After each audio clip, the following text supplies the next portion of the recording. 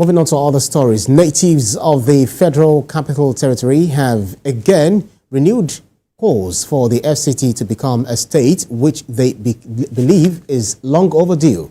They are also asking that the federal government implements a court decision on the status of the FCT as a state. Senior reporter Habida Lawal reports.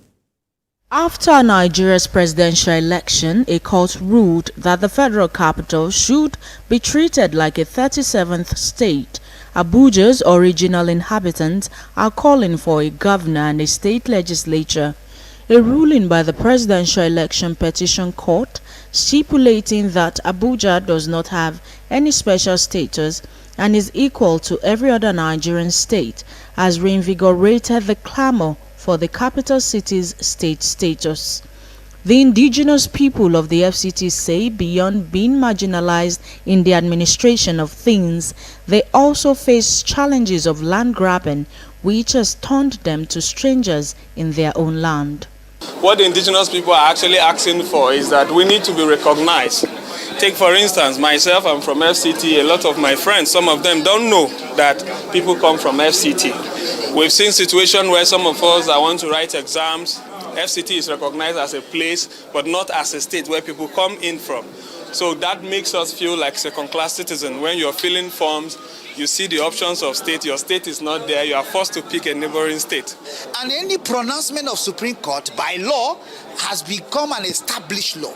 But FCT, till we speak, that judgment have not been implemented because FCT do not have governor of their own, they do not have House of Assembly, they do not have other beneficiaries of the state status. And so if a court such as Supreme Court have made a pronouncement and in its own wisdom have made a pronouncement with a judgment that FCT is a state, implementation should have been done immediately.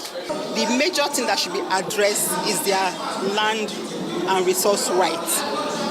And that goes to tell us that if that is done, we'll have less agitation from them. And FCTA has robust resettlement policy for indigenous people. If this can be holistically taken by the officials who are involved, we'll also have little or no challenges.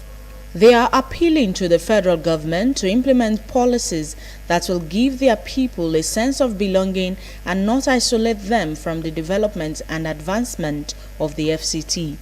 Habida Lawal, TVC News, Abuja.